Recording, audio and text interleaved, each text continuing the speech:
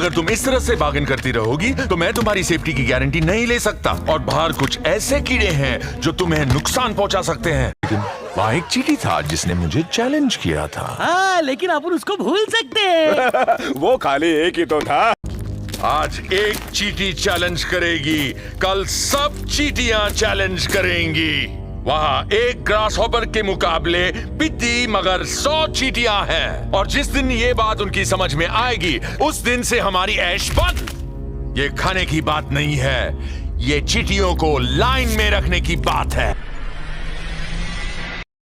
आज से 28 साल पहले यानी साल 1998 के अंदर एक हॉलीवुड फिल्म बनी थी बग्स लाइफ। वैसे तो ये एक फैमिली कॉमेडी एनिमेशन फिल्म थी जो कि बच्चों के लिए बनाई गई थी, लेकिन इस फिल्म की कहानी बहुत ही गहरी है और हैरत अंगेज तौर पर आज के मौजूदा हालात को बिल्कुल वैसे रिप्रेजेंट करती है और बताती है कि कैसे दुनिया की एलीट क्लास ताकतवर मुल्क कमज़ोर को कंट्रोल करते हैं, इनके वसाइल को डर और खौफ से लूटते हैं। तुम इसे बचाओगे? आओ बचा लो। नहीं, बचा के लाइन में खड़े हो जाओ। और जब भी इनमें से कोई एक भी अगर इस जुल्म के खिलाफ, ज्यादती के खिलाफ आवाज उठाने लगे तो इसको कैसे टिकाने लगाया जाता है। मुझे ऐसा लगता है कि तुम चींटियां हमें रिस्पेक्ट देना भूल गए हो, तो खाने की ऑर्डर को हम डबल करते हैं। इन लोगों की सोच, इनकी साइकोलॉजी क्या होती है, ये कैसे खौफ और ताकत को दिखाकर लोगों के शऊर और बगावत को कुचलकर इनको नस्ल दर नस्ल बुज़दिल बनाते हैं, सिर्फ इसलिए ताकि इनके अंपायर को कोई चैलेंज ना कर सके। इस फिल्म की कहानी को सुनकर बस आपको इसको मौजूदा हालात के ऊपर रिलेट करना पड़ेगा और पूरी कहानी आपको खुद ब खुद समझ में आ जाएगी। तो चलिए शुरू करते हैं।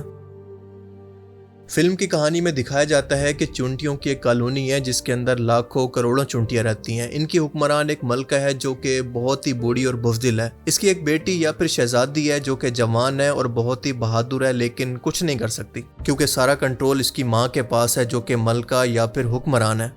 इन चुंटियों के सबसे बड़े दुश्मन है चंद टिड्डे या फिर ग्रास हॉपर्स जो कि तादाद के अंदर तो बहुत कम है, लेकिन इनके पास उड़ने की या फिर एयर फोर्स की ताकत मौजूद है, जो हर साल इन चुंटियों की कॉलोनी के पास आते हैं, इनको डराते धमकाते हैं और कहते हैं कि वो इनके लिए खाना और खुराक इकट्ठा करें और इसके बदले में वो इनका डिफेंस करेंगे या फिर इनको दुश्मनों से बचाएंगे। और ये ग्रास हॉपर इस मुआहदे के जरिए इन चुंटियों को डरा धमका कर इनसे इनकी पूरी फसल छीन लेते हैं या फिर इनके तमाम वसाइल इनसे छीन लेते हैं। बेचारी चुंटियां इनके खौफ की वजह से साल भर मेहनत करती हैं, इनके लिए खाना इकट्ठा करती हैं, लेकिन खुद भूखी रहती हैं। और हर साल ये टिड्डे बहुत सारी फसल लेकर चले जाते हैं और इनके खाने के लिए बहुत ही कम बचता है या फिर बचता ही नहीं है। अब इन चुंटियों की कॉलोनी के अंदर रहने वाले बूढ़े लोग जो कि सालों साल इस चीज़ को देखते आ रहे हैं, वो अपनी आने वाली नस्लों को बताते हैं कि इसको बदला नहीं जा सकता, ये बिल्कुल ऐसे ही चलता रहेगा। पर मलका की बेटी जो कि नौजवान खून होता है अपनी माँ को बार बार इस ज्यादती पर कहती है कि हमें इनसे मुकाबला करना चाहिए क्योंकि ये तादाद में हमसे कई 100 गुना कम है, वरना ये लोग हमको भूखा मार देंगे। लेकिन ये बुज़दिल और बूढ़ी मलका हर बार ये कहकर मना कर देती है कि नहीं, ये बहुत ही ताकतवर है, हम इनसे नहीं लड़ सकते। फिर ऐसा होता है कि एक नौजवान जो कि इसी कॉलोनी के अंदर रहता है और नौजवान खून होता है, इसका नाम होता है फ्लेक। वो अकेले खड़ा होता है और कहता है कि हमें इनसे लड़ना चाहिए वरना ये हमारा सब कुछ छीन लेंगे, पर कोई भी उसका साथ नहीं देता। इन टिड्डों के लीडर का नाम होता है हॉपर, जिसने मलका को इस कदर डरा कर रखा होता है कि वो इसी खौफ की वजह से फ्लेक को ही अपनी कॉलोनी से बाहर निकाल देती है कि ये लोगों के अंदर बगावत पैदा कर रहा है। और फ्लेक इस कॉलोनी से बाहर जाकर गरीब कीड़े मकोड़े जो कि सर्कस में काम करते हैं इनको अपने साथ मिला लेता है, जो कि मुख्तलिफ नस्लों से होते हैं। फिल्म में इनको सर्कस बग्स कहा गया है जिनके पास मुख्तलिफ किस्म की सलाहियतें मौजूद हैं जो कि वो इस्तेमाल कर सकते हैं। अब फ्लेक इन सबको इकट्ठा करके चुंटियों की कॉलोनी में लाता है और ये मिलकर एक लकड़ी का परिंदा बनाते हैं जिससे टिड्डे बहुत ज़्यादा डरते हैं।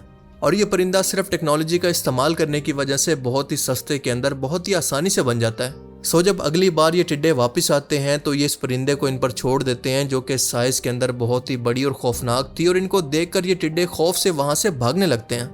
लेकिन जब इस मसनूई परिंदे के अंदर आग लगती है और ये ज़मीन पर गिरता है तो ग्रास हॉपर्स को एहसास होता है कि ये तो सिर्फ एक धोखा था, ये कोई असली परिंदा नहीं है। और हॉपर इनकी मलका को मारने वाला ही होता है कि वो देखता है कि तमाम चुंटियां अचानक से होश में आकर बगावत कर देती हैं, इनको अचानक से शऊर आ जाता है। यानी एक लंबे टाइम तक ग्रास हॉपर्स ने अपने खौफ की वजह से जो इनके दिमाग को बिल्कुल कुंद कर दिया था, वो अचानक से काम करने लगता है और ये बड़ी तादाद के अंदर इसके खिलाफ खड़ी हो जाती हैं। वो समझ जाती हैं कि असल ताकत तो हमारे पास है क्योंकि इन लोगों को हमारी ज़रूरत है। बेशक ये ताकत के अंदर ज़्यादा है लेकिन तादाद के अंदर और हिम्मत में हम ज़्यादा हैं। लिहाजा अब की बार अपनी तादाद का फ़ायदा उठाकर अपनी ताकत को पहचान कर वो इनके पीछे पड़ जाती हैं। اور اسی دوران ہم دیکھتے ہیں کہ ایک اصلی پرندہ بھی وہاں پر آ جاتا ہے جو کہ چونٹیوں کی مدد کرتا ہے، جس کے بعد ان ٹڈوں کو وہاں سے واپس بھاگنا پڑتا ہے اور وہ پرندہ اور اس کے بچے اس ہاپر کو مار دیتے ہیں۔ اب اگر اس تمام کہانی کو آج کے ٹائم پر اپلائی کریں تو پوری کہانی آپ کو سمجھ میں آ جائے گی کہ دراصل یہ گراس ہاپر پوری دنیا کے امن کو یا پھر فصلوں کو تباہ کرنے والی فوج اور ریاست یعنی امریکہ اور اسرائیل ہیں۔ سب سے بڑھ کر ان کا لیڈر ٹرمپ ہے، جس کے پاس یہ ایئر فورس کے ٹیکنالوجی F-35 ٹیکنالوجی موجود ہے، لیکن یہ تعداد کے اندر بہت ہی کم ہے۔ اور ایون کہ آپ نوٹس کریں گے کہ اس ہاپر کے بات کرنے کا طریقہ، اس کا سٹائل اور اس کی شخصیت بھی کافی حد تک ٹرمپ سے ملتی ہے۔ انہوں نے ان چونٹیوں کو، جن کے پاس اپنے ڈیفنس کے لیے کچھ بھی نہیں تھا پر یہ تعداد کے اندر زیادہ ہے، ان کو ڈرا دھمکا کر رکھا ہوا تھا، اور یہ چونٹیاں اور کوئی نہیں بلکہ گلف سٹیٹس ہیں اور ان کے یہ بزدل حکمران۔ اور جیسے یہ گراس ہاپرز ان چونٹیوں کا کھانا یا خوراک لوٹتے تھے، ویسے یہ ان کے آئل کو لوٹ رہے ہیں، اور یہ خوشی خوشی ان کے خوف کی وجہ سے ان کو سب کچھ پیش کر رہے ہیں، جن کا لیڈر یہ ملکہ ہے۔ اور اس ملکہ سے مراد یہ عرب کے تمام حکمران ہیں جو کہ اس کے خوف کی وجہ سے ٹرمپ اور نیتن یاہو کے آگے لیٹ چکے ہیں۔ لیکن ملکہ کی شہزادی جو کہ جوان خون ہے، وہ آج کے عرب نوجوان ہیں جو کہ ان سے لڑنا تو چاہتے ہیں لیکن ان کا کوئی ساتھ دینے کو تیار نہیں ہے، کیونکہ یہ آپس میں تقسیم ہے۔ اور یہ نوجوان چیونٹی فلیک جو کہ اکیلا تھا، اس نے نہ صرف اپنے پورے جھنڈ کے خلاف بغاوت کی بلکہ گراس ہاپرز کے خلاف بھی لڑنے کے لیے بغاوت کی تھی۔ وہ اور کوئی نہیں بلکہ موجودہ دور کے اندر ایران ہے، جسے عربوں نے اپنی کالونی سے، اپنے اتحاد سے باہر نکال دیا، صرف ان گراس ہاپرز کے طاقت کے خوف کی وجہ سے۔ اس فلم میں جو لڑنے والا آرٹیفیشل سستا پرندہ دکھایا گیا ہے جس نے ان ٹڈوں کو واپس پلٹنے پر مجبور کر دیا تھا، وہ اور کچھ نہیں بلکہ ایران کے میزائل اور ڈرونز کی طاقت ہے، جو ویسے تو ان کے ایئر ڈیفنس سسٹم اور F-35 کے سامنے کچھ بھی نہیں ہے، لیکن ان کو مالی طور پر اتنا نقصان پہنچا دیا ہے، ان کی ریپوٹیشن اتنی خراب کر دی ہے کہ ان کو مذاکرات کا بہانہ بنا کر واپس پلٹنے پر مجبور کر دیا ہے۔ امیجن کریں کہ دنیا کی سپر پاور ایک ایسے ملک سے جس کے پاس ایئر فورس نہیں ہے، نیوی نہ ہونے کے برابر ہے، اس کے خوف سے مذاکرات کی بھیک مانگے، یہ ان کے لیے کتنی شرم کی بات اور کتنا ذلت کا مقام ہے۔ اور سوچیں اگر وہ یہ بات ایکسیپٹ کر لیں تو دنیا کے اندر ان کی کیا عزت باقی رہ جائے گی۔ حیرت انگیز طور پر فلیک نہ صرف اس فلم کے اندر بہادر تھا بلکہ اس کو ٹیکنالوجی بھی بہت ہی اچھے طریقے سے استعمال کرنی آتی تھی، اور اس نے فلم کے اندر جس پرندے کو ڈیزائن کیا تھا اس کو آپ شاید ڈرونز یا پھر میزائل کہہ سکتے ہیں۔ وہ نئی نئی چیزیں بنانے کے اندر ایکسپرٹ تھا، اور فلم کے اندر جن بگز نے اس کا ساتھ دیا یعنی سرکس بگز، وہ دراصل اس کی پروکسیز یعنی حزب اللہ، حماس اور ہوتیز ہیں جنہوں نے اس جنگ کے اندر کھل کر اس کا ساتھ دیا۔ اور پھر اس کے بعد جو اصل پرندہ تھا وہ دنیا کی اصل سپر پاور تھی جو کہ اس جنگ کے اندر شامل ہو گئی، مثال کے طور پر چائنا، رشیا، پاکستان، ٹرکی، یہ سب مل کر صرف ایک آواز یعنی ایران کے کھڑے ہونے پر اس کے خلاف ہو گئے۔ اور ہم خود دیکھ رہے ہیں کہ ان کے اتحادی بھی ایک ایک کر کے ان کا ساتھ چھوڑ رہے ہیں کیونکہ ان کو بھی شعور آ چکا ہے، اور اب یہ ہاپر صرف اپنے سروائیول کی جنگ لڑ رہے ہیں۔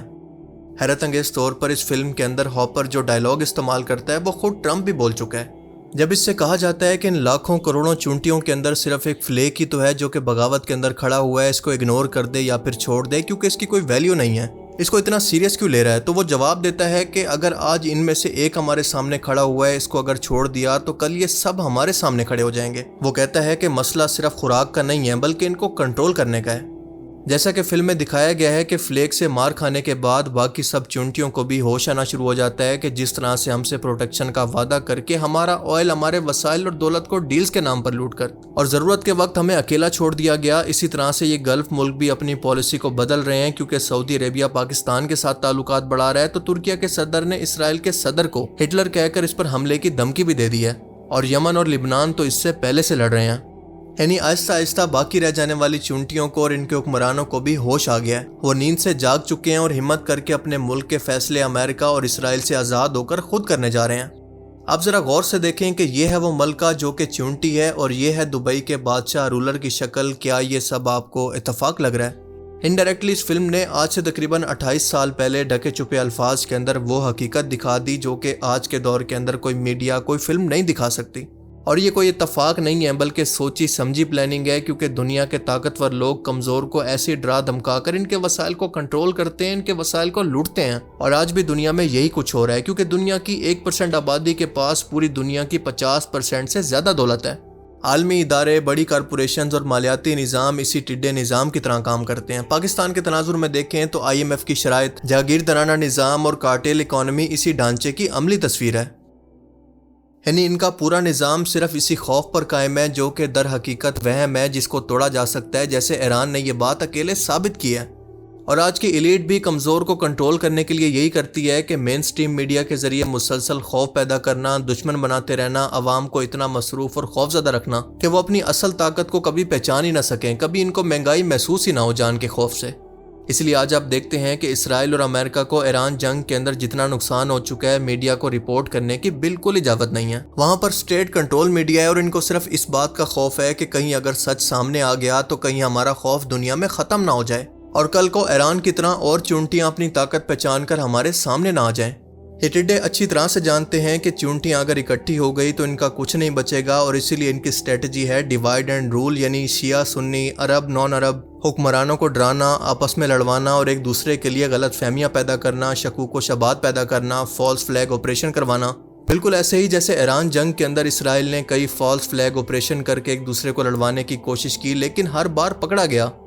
اب یہاں پر سمجھنے کی بات یہ ہے کہ چونٹیاں اس لیے نہیں لڑتی تھی کیونکہ ان کو یقین ہو گیا تھا کہ ٹڈوں کے بغیر ہم زندہ نہیں رہ سکتی، پر یہ کوئی سچ نہیں تھا بلکہ یہ صدیوں کی کنڈیشننگ تھی۔ اور بالکل اسی طرح سے آج کے ٹائم کے اندر قرضے، ڈالر کا نظام، سوئفٹ سسٹم، ٹیکنالوجی کا اثر مقروض ملکوں کو یہ یقین دلاتا ہے کہ IMF کے بغیر ان کی معیشت ڈوب جائے گی، لیکن حقیقت یہ ہے کہ IMF کی شرائط ان ملکوں کو ڈبو رہی ہیں۔ عام عوام پر ٹیکس لگوا کر انہوں نے شعور والی عوام کو روٹی اور گھر تک محدود کر دیا ہے، وہ آزادی کے بارے میں سوچتے ہی نہیں ہیں۔ آپ نے دیکھا ہوگا کہ IMF نے کبھی بھی کسی اشرافیہ پر کوئی ٹیکس نہیں لگایا، کبھی ان کا احتساب نہیں مانگا۔ اس پوری فلم کا انقلابی لمحہ وہ تھا جب فلک نے عوام کو آئینہ دکھایا اور اس نے کہا کہ ہم تعداد کے اندر زیادہ ہیں، ڈر جھوٹ ہے، اور پھر پوری بستی کھڑی ہو گئی۔ اور آج کے دور میں بھی یہ کام صرف اور صرف شعور کر سکتا ہے، چاہے وہ سوشل میڈیا کے ذریعے ہو، تعلیم کے ذریعے ہو، یا پھر اسلامی بیداری کے ذریعے۔ کیونکہ جب عوام کو یہ ہوش آ جاتا ہے کہ اصل طاقت ان کے پاس ہے تو نظام ہل جاتا ہے، اور اسی خوف کی وجہ سے شعور دینے والے لیڈر ہمارے ملک کے اندر یا تو پھانسی چڑھ چکے ہیں یا پھر ابھی تک جیل کے اندر قید تنہائی کاٹ رہے ہیں۔ کل ملا کر بگس لائف کو سمپل اینیمیشن نہیں ہے، بلکہ یہ طاقت اور کنٹرول کی سائیکالوجی کو دکھاتی ہے، جب سے انسان ہزاروں سال سے اس کو استعمال کرتے آ رہے ہیں، اور اس کا سبق ہر دور کے اندر تازہ ہے۔ پر حقیقت یہ ہے کہ ظلم اسی دن ختم ہو جاتا ہے جس دن مظلوم اپنی تعداد کو گنتا ہے۔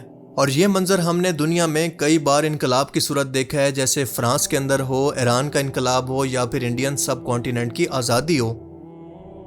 باقی آپ اس ویڈیو کے بارے میں کیا سوچتے ہیں؟ اپنی قیمتی رائے کا اظہار کمنٹ سیکشن میں ضرور کیجیے گا۔ Thanks for watching this video. اللہ حافظ۔